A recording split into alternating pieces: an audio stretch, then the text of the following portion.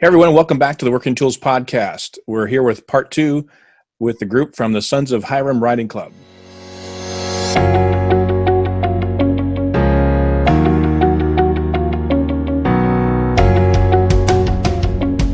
Ladies and gentlemen, brethren all, welcome to the Working Tools Podcast, a casual conversation around Freemasonry.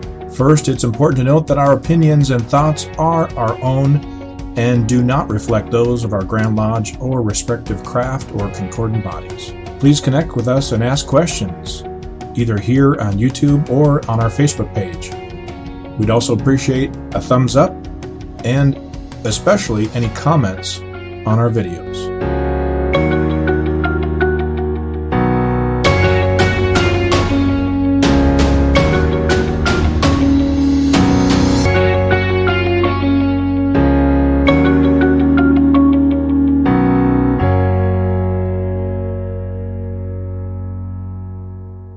I'm David Colbeth. I'm joined with my co-host, Stephen Chung, out of Kelowna, British Columbia, and Matt Appel up in North Seattle, District 2, Washington.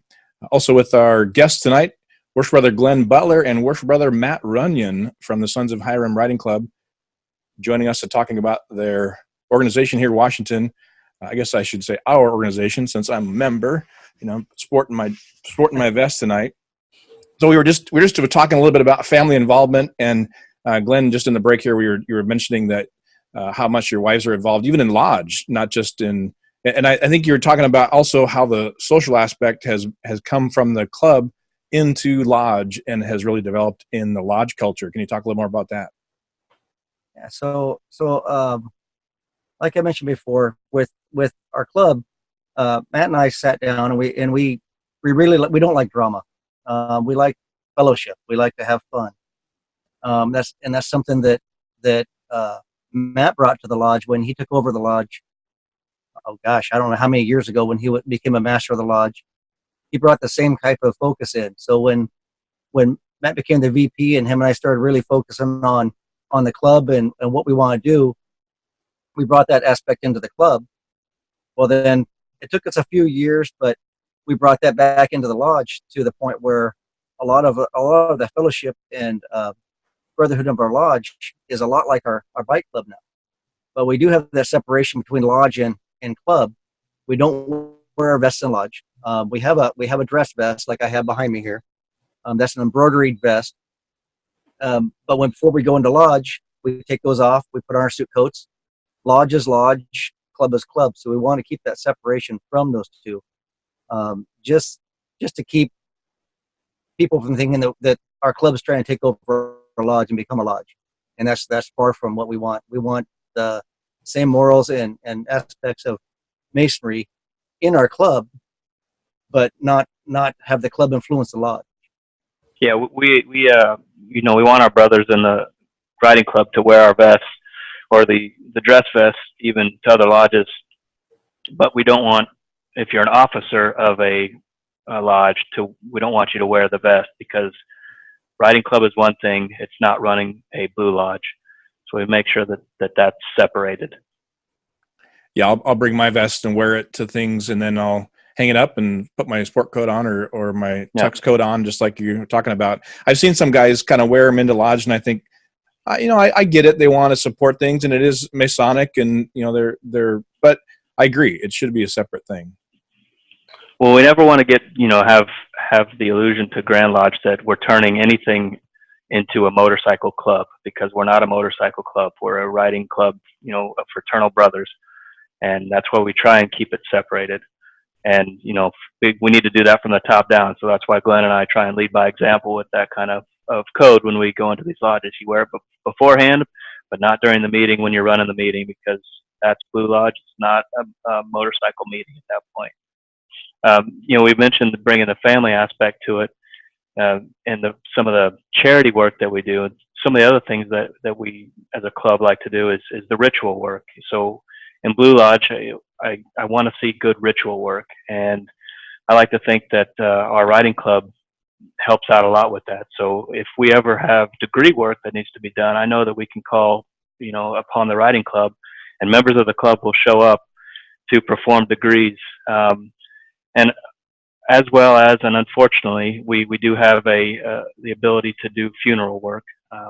We've had to do several of those in the past couple of years, but our writing club has stepped in and we have that proficiency as well. So that's, from a Masonic point, I think that's another thing we bring to the writing club and to Masonry in general is we like to do good ritual, and we know that we can be called upon to help other lodges should there be degree work or funeral work that needs to be done. So do you guys have similar ritual to a Blue Lodge in your meetings? No, we have zero ritual in our meetings. What I'm saying is that the brothers in our writing club like to do good Blue Lodge work. So whenever we need a degree, and it's common among all lodges that you need to call upon others because you don't have enough members that can perform all of the work for all the degrees. That's when I know that I can call upon the writing club and get those extra seats filled in for those degrees. Yeah, it's kind of become a little bit of a de facto ritual team. Yeah, exactly. And like I said, it's not that the team, everybody's going to take a spot. We're going to take over. It's just, hey, when you need help, you can call the writing club guys, and you know that you'll get good quality work. They'll actually show up, and they're just there to help. They're just there to make sure it happens, and it's a great experience for whoever's there, whether it's a candidate or opening and closing, or unfortunately, as Matt mentioned, a funeral service or something else. Yeah, well, I guess it's important when, to get people to show up, and it's nice that they're committed to Blue Lodge and participation more than anything. I think that's pretty cool. Yeah. Holding the same standards. Is the Sons of Hiram a Washington grown phenomenon? Because I've heard about it in other states, right? There's other groups. There is the potential, but the biggest hindrance for going to other states is we require you to get Grand Lodge approval before you start a chapter. So a lot of people don't want to go through the work of sending the letters and the copy of the bylaws or copy of our logo, everything to Grand Lodge, go through the year-long process of getting that approval just to have a motorcycle club when they can go ahead and join someone that doesn't have a Masonic logo on them and still be a member of a motorcycle club. So ours is a lot more work to get going, but in the end, it's a lot. To me, I feel it's worth it just to have that square and compass on my back. And so it is just a Washington club at this point. If they went through Grand Lodge to get their approval, and they say, well, no, I'm a Master Mason, I can wear the square and compass, they can't stop me. Well, technically, we have to follow under the guidelines of Grand Lodge in our state. So that's why we really push that. Plus, it keeps us from having issues where two brothers are arguing about something, or they change our logo. That logo has been approved by Grand Lodge, so to change it would have to go back through Grand Lodge again, and that stops a lot of that kind of issues. Are there other clubs around the country then? A say in what happens if we're running amok and we start acting like ruffians, then he can pull our charter and pull our chapter and pull our logo, and it's all done. So yeah, there are there's a bunch of other motorcycle clubs that are Masons out there, and you can find them on Facebook. One of the biggest international ones that hasn't been mentioned is the Widow Sons. There's others called the Ruffians. There's now I'm blanking on. There's several others though. So, but Sons of Hiram is currently just well, no, Lost Links is a Mason. Oh, okay. They're odd fellows. Okay. So Sons of Hiram is just a Washington club at this point. So there are other ones. So the Sons of Hiram are the only ones out there, though, that are actually sanctioned and have a charter from the Grand Lodge? We don't really have a charter. We have an approval letter from the Grand Lodge. Approval letter? Okay.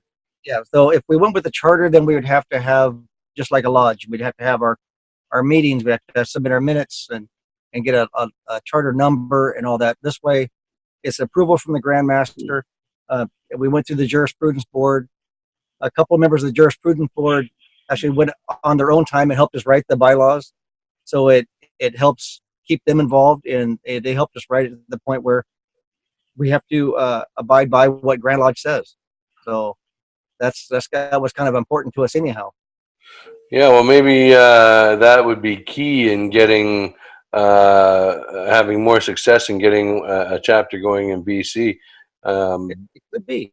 Because Could be. I think that that's part of their issues from the conversations I've had, anyway. So yeah, that might be an interesting avenue to poke around the next Grand Lodge here and see if that gets any weight. Because I know there's this past year there's been a lot of riders showing up to Grand Lodge on their bikes this year and this past year, and more and more on Facebook getting together. So that might be something. I'll maybe I don't know if it's something you can share or not, but a part of your bylaws that refers to the governance of Grand Lodge. If you shared that, or maybe there's probably a process you guys have for us to follow, right? David's on the bylaws committee, so David has a copy of the bylaws. Well, and secretly, I actually have kind of plans to utilize what has become a phenomenon kind of in Washington, this club, the idea of a club. And we don't really have clubs other than this Sons of Hiram riding club. It's really the only official club in Washington that I know of. But it's working so well that I'd like to I have some ideas around lodge proficiency and charters and club statuses and things that I'm floating. And so that may become a model for how a lodge or how a group of guys that maybe they don't want to deal with the lodge anymore and the charter and the official meetings and all the forms and stuff, but they still want to hang out. They still want to have a presence in their city. They can become a club. Right. Not have to be a lodge anymore, not have to fall under all those rules, but they would be a subset in the code for clubs, for Masonic clubs. This would be like one of the very few reasons I'd miss living on the coast, right? Because it's only a couple hours away from getting together for a ride. So a little hard to ride in 3 feet of snow, though, isn't it? Yeah, I'm not in snow yet. That's Calgary, man. There's a whole reason I don't live out there. We're the desert of BC here. Yeah. It might get cold right now, but we haven't got any snow. Yeah. And we don't live in igloos either. I was having lunch with our breakfast with the Grand Master of Belize, and he was talking to me, and he said, "Well, we should start a motorcycle club down here as well," because he liked the fundamentals of. Well, I took him the 6 steps, and I took that down to him, talked to him about a little bit about the club and the fundamentals about the fellowship we have in the club, and he was eating that up. He asked for a copy of the 6 steps and so they're implementing that down there now. Thank you, David, and nice. We kind of help get that going, which I really appreciate, because that's really made a lot more stronger membership in our lodges. Wow. But he's interested in starting something down there. But where they're at, the biggest motorcycle they can have is a 125. So it would have to be a little bit of a change for us, but that's all right. I think they could be the kids of Hiram. They just got their charter from England, so. Excellent. Okay, so if somebody who knows nothing about lodge or nothing about motorcycle clubs and whatnot is watching this video, what's the message you guys want to get out there? Well, the message to us would be, if you have a love for bikes and you like to hang out with some good-hearted people that love to give back to the community, they can come out and hang out with us. They don't have to join Masonry to hang out with us. Odds are, like others, they will eventually join Masonry, because once they're around us for a while, then we take off to our meeting and they're kind of staying there and riding home by themselves. They realize, I want to see what's behind that door. Next thing I know, they're knocking on the door. So we've gained quite a few Masons that way, and it's kind of helped our Blue Lodge as well as the club. By the sounds of it, it has really strengthened your Blue Lodge, and I'm sure a few around in your area have also been probably affected by that as well. Yeah. Go ahead, Matt. No, I was just saying, I was agreeing with it. Yeah. Yeah, I know that there's been a couple of our members, just of our, they didn't join Sons, but they joined Masonic Writing Club, and they brought their membership current and have become active because they wanted to be part of the writing club or the motorcycle club. And it was Widow's Sons in this case, which is another great group in Washington. The Widow's Sons chapter in Washington is really, I would say they're really awesome guys. I know in some parts of the nation there's some conflict there, but the Washington guys are awesome. And so they've brought their membership current in our Blue Lodge just so they could be part of it because they require it, which is awesome. There's some high standards out here.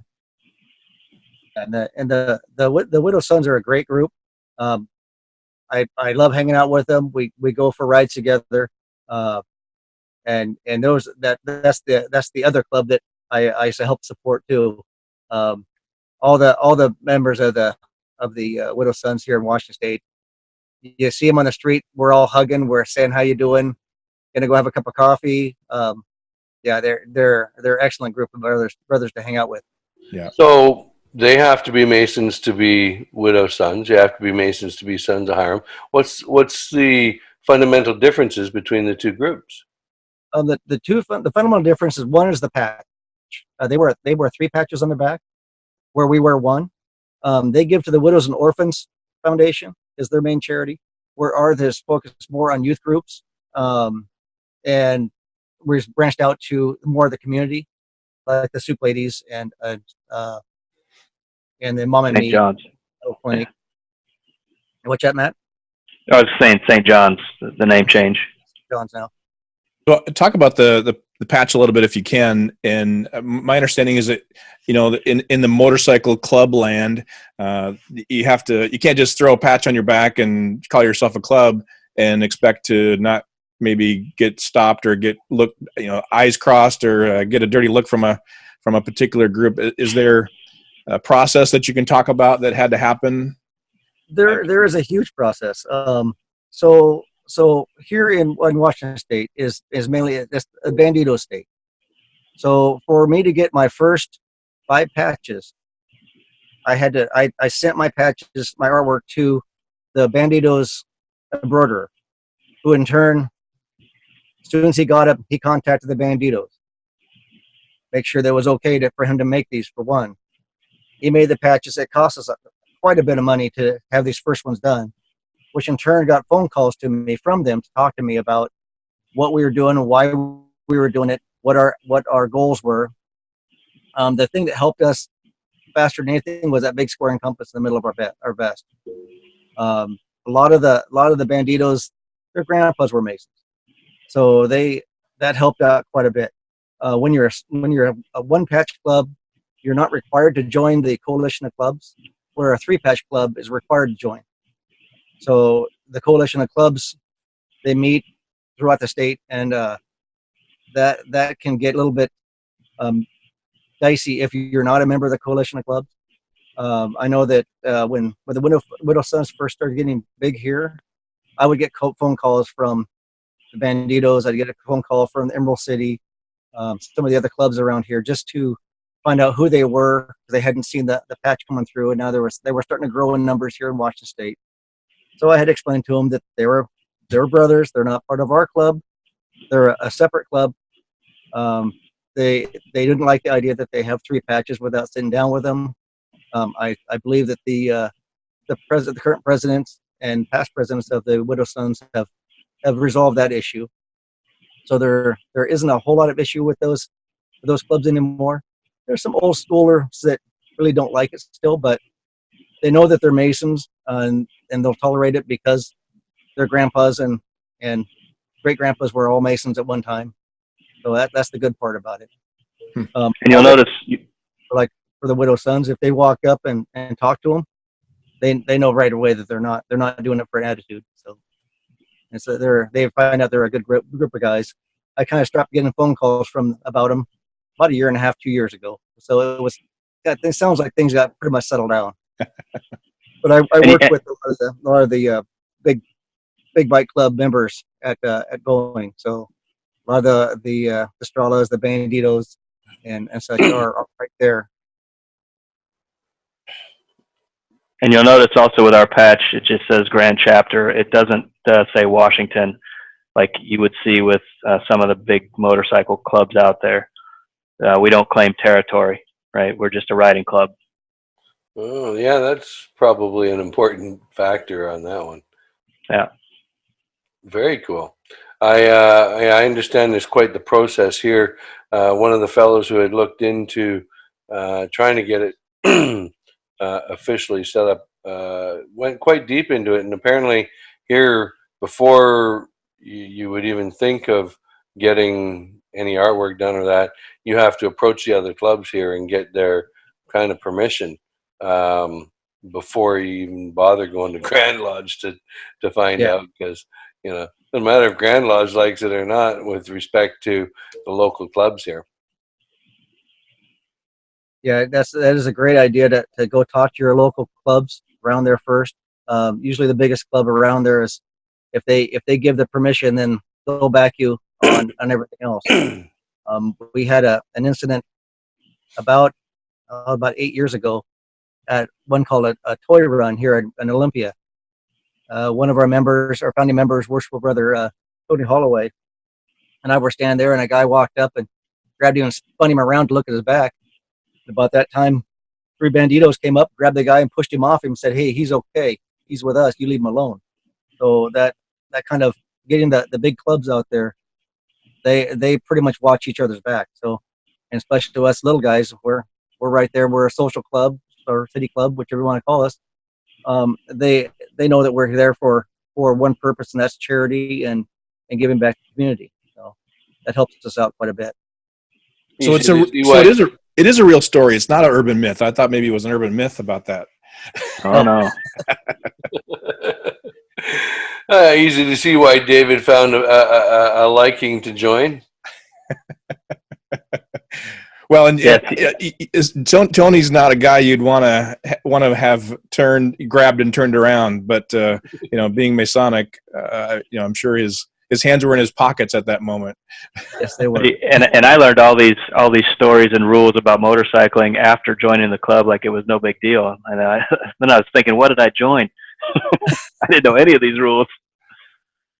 Yeah, no kidding. I'm constantly, when I'm riding, and these guys again chide me, I'm a pretty fair weather rider. When I'm riding, I'm constantly looking at patches and think, boy, do they know what they're doing? There's some guys have these patches on. I think, I hope they know what they're doing. But yeah. Well, it's like anything else, though. If you treat them with respect, they treat you back with respect. And as soon as you throw an attitude up, they're going to throw an attitude back at you. So what keeps me in check is having that square and compass on me. I'm not just representing myself or my club. I'm representing our fraternity, and I want to have all the respect in the world for Masons and our Masonic fraternity and brothers. Yeah. So if a guy's watching and he's a Mason and he wants to start a chapter in that state, then he would get a hold of you or province. Excuse me. Province, yeah. Go to sonsofhiram.com and contact you, Glenn, I guess, and then they'd have to get their approval, get the patch, and get the approval from their Grand Lodge and all that. Yeah, and I'll work with them. I'll send them the letter that I had from our Grandmaster. I'll send them the copy of the bylaws, the kind of introduction letter that we have on what our history and why we do this. And I can help answer any questions they have for their Grandmaster or their jurisprudence board if they like. It's been a positive influence for me and the community around us. So, and it's also brought our families all together. So when we leave for lodge every month or once a week, for some of us that have multiple lodges and multiple chapters, and York Rite and Scottish Rite, and but it gets something they're involved in as well. So it kind of gives me time to spend with my wife, which is nice. Well, the other thing too is that all the Grandmasters and many of the past Grandmasters have become honorary members, right? So they're basically a part of our group, and they all get a form of the vest. Can you talk a little bit about that? Yeah. So we started when we started the chapter as kind of a gift to the first Grandmaster, the most forceful Mike Sanders, we gave him a vest and it's kind of thank you. And we were doing it in private. We didn't want to do it in lodge, and he insisted we do it in lodge. So we ended up giving us a vest in lodge. As we went through that, the next Grandmaster we gave in lodge. Then we came up to most worshipful Jim Mendoza, who had a breast cancer awareness ribbon and the square compass on his logo. So that one we actually I like that logo so much. I had it. Matt and I talked about it, and we went and talked to our embroiderer, and we had that embroidered on the back of a vest. We gave him one, and we also gave one to his wife with her widow's or Grandmaster's. What's the Grandmaster's wife? And Grandmaster's. No, it was the Grandmaster's logo for the year. That's what we were putting on the back. Yeah. Yeah, he had a three color logo that was for breast cancer and for other cancer and Blue Lodge Masonry. So it was a really neat logo. Yeah. So then after that, we started doing the next year. We did the Grandmaster's logo on the back of a vest. Then the next year we did another Grandmaster. So this year, the Grandmaster said, "Well, take that money and put it towards the charity. I'd really rather have it do that than have another vest." Well, one of our members is a good friend with him, and so.